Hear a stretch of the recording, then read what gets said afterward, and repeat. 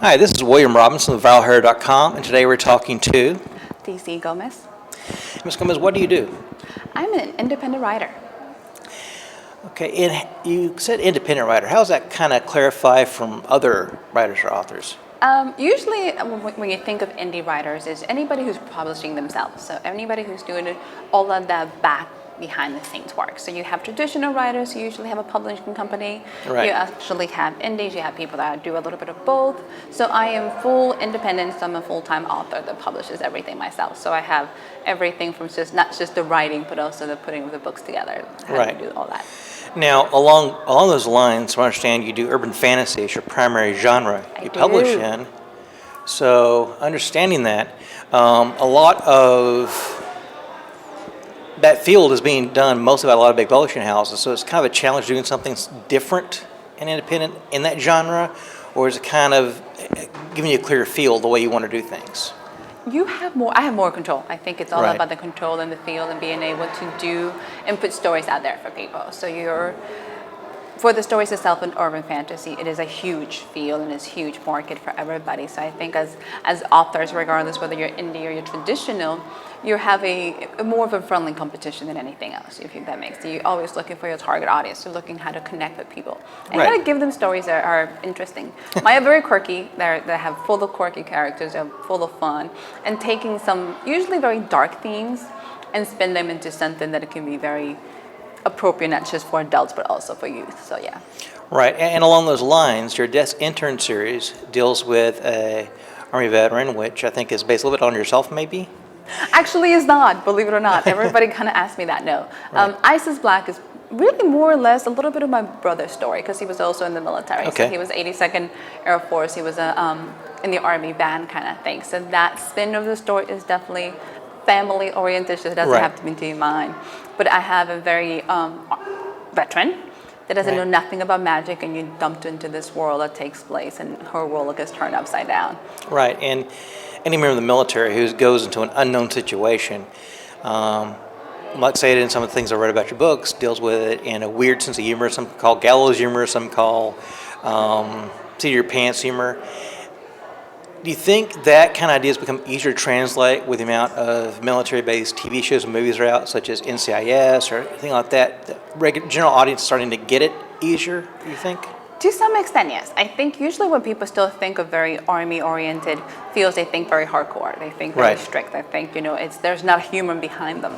So some people with my books themselves are having a hard time transitioning. It's like, but she's a vet. She's supposed to be these things. So it's like, I have a very dark sense of humor, and I think the military should kind of reinforce that way, because you can get either very depressed or you can just kind of make light of things and kind of find a way to cope with those issues. So the books is, how do you cope with things that sometimes will be overwhelming and still have a sense of humor and still survive, and how do you find those coping mechanisms? Because sometimes life can be funny if you let it be that way. Right, and speaking of what you said about that, people expect military a certain way.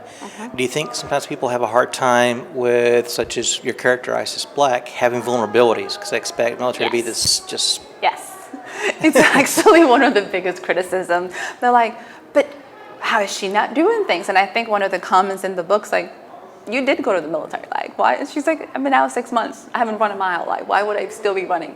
Why will I still be in the same shape that I was in the military? So people have a hard time believing that if you're prior service, that you're not supposed to be buff and, you're not supposed to take a hit, or you're not supposed to do certain things. And she's like, I left the military. Like, right, I understand. I don't do that anymore. Why would I still maintain the same shape?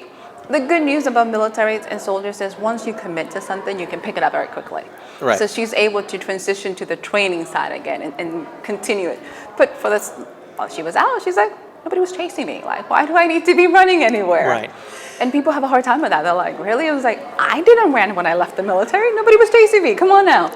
So that's usually hard for people. It's like, really? It was like, no, I'm not in the same shape when I left the Army. Come on. Like, why would I be doing push-ups? Like, right. When was the last time any adult who is not somewhere in a physical field doing push-ups in their house? Unless you enjoy them. If you enjoy them, you're my hero. But other than that, I'm not doing push-ups at home. Now, besides the urban fantasy genre, is there anything else you're in? Yes. Doing? I have a young adult, so actually 8th grade. middle school series called Right. Another World, and that's straight fantasy. So Right. I'm taking you from the cities of New York City to another world, literally, where you have knights and dragons and talking horses and the whole nine world. I also have a women's series, so it's straight fiction. There is no Right. fantasy. I have some cats in there, and everybody's like, "Are they magical?" It's like, no, there's just cats. Just, if you have a cat, you understand. Oh, that's just a cat. So, and the cat lady special, I'm literally transitioning from a depressed cat lady to an arms dealer. Yes, those are usually, as everybody calls, like, that's very DC. I was like, yeah, I'm sorry. So it is, what do you do when you have nothing to lose? What do you do when you give up everything for somebody, for love? Right. And it's gone. When you find yourself in the last end, what do you do? And she's like, let's do this. And that sounds interesting because sometimes dealing with a publishing house, they're going to dictate to what they think the market is, not what your gut tells you would be a good story. I have a So- hard time writing to market, and I've been told that several times. Right. Like, I'm having finding that niche of what's hot. Everybody's like, you should be doing academy series. I don't have an academy story. You know what I mean? It's just because Yeah. it's hot doesn't mean that's what it's coming to me right now. So, Cat Lady is a little bit, definitely a lot more raw than The Intern. So if you're into fantasy, Cat Lady might not be your thing. Right. And if you don't like fantasy, check out Cat Lady. That's usually a whole different group of people that are officially gravitating it. And it's a story that connects with a lot of people. Right. And to kind of wrap this up, with all the avenues open now for publishers, especially small press, do you see this more and more people going in that direction as far as that way they can tell the stories they want to rather than what a publishing house might want? I hope so. I think the options and opportunities are there for everybody. Right. The one thing most people have to understand is, why do you do this? You know, what is your Right. end results? What does success mean to you? Because sometimes we think, and I was just as naive as most people, that, you know, like, I have a book and the whole world's going to flock and you're just going to do amazing things, and you don't realize it's a business. Right. And you have to treat it like a business and then deserve the respect of any business, and you have to put the work behind it. Right. But it's still the most rewarding business. It's like watching your baby grow and you're like, oh my God, you know, and having people contact you from across the world and you're like, that actually just happened. Like, you have the most humbling Awesome. moments in the world.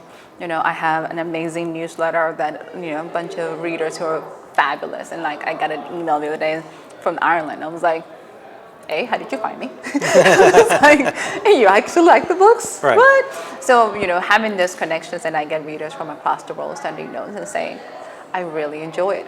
So are my books for everybody? Like, every book is not. But the people that connect have a blast with them.